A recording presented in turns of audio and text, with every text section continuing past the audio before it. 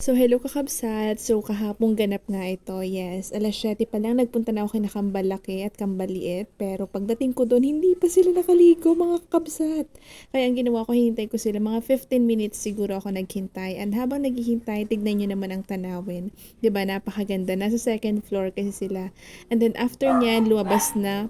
So, pasensya na sa mga aso kakabsat. So, ayan, lumabas na nga si Lucky.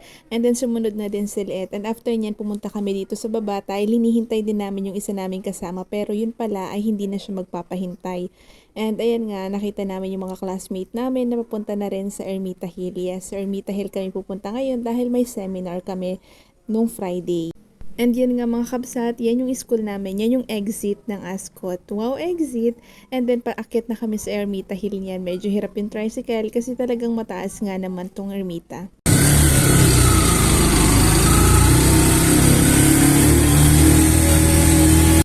Pagkadating nga namin dyan, ay tignan nyo naman, napakaganda ng tanawin guys, mga kakabsat. Kitang-kita yung fishport. So ayan, bundok at saka dagat. Diba? Napakaganda, napakatahimik rin dito, mga kakabsat.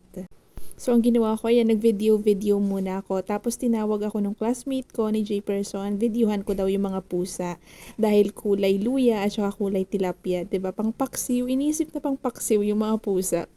And then, dumating na rin si April. Si April ang may dala ng aking mga weavers. Weavers? Kaka-BTS yan. Kaya weavers, I mean waiver. Dahil mag-acquaintance kami. Ayan, pinipirmahan ko mga dapat pirmahan. Napakaraming dapat pirmahan. Ayan, for my ID and for my papa's ID, yes. Tapos yun, fill upan ko na rin yung mga dapat kong fill upan. And then, maya-maya pa, tignan nyo, dumating na yung mga classmate namin. Parami na kami ng parami dito. May dalawa kaming kaklase na hindi makaka-attend dahil may sakit sila. And then, tignan nyo, ang maratisan ng ICT3. Mga chismosa. Ito ang leader nila.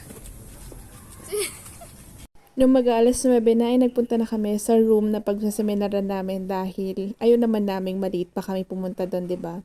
So ayan, pumasok na kami lahat, sumunod na din lahat ng mga participant ng seminar na ito.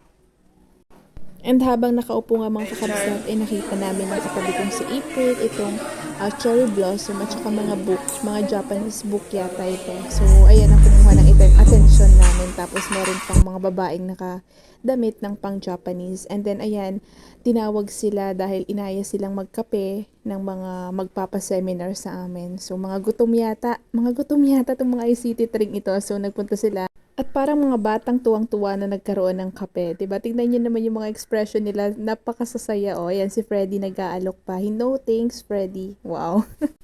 So, yan, nagtitimpla sila. Habang nagtitimpla sila, yung video. Okay, lahat na to sa sulatan talaga. So, yan. Diba, sobrang liwanag.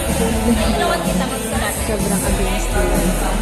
Pagkaraan ng ilang minuto mga kakabsat ay ayan, nag-start na rin ang aming seminar for, for 2 hours if I'm not mistaken. So, 2 hours din kami nakaupo dyan. Sa mga POs and orgs during that time, ang ikinasisi. You look at the poor equal in worth, and if you look at poverty, that it is really a crisis of values.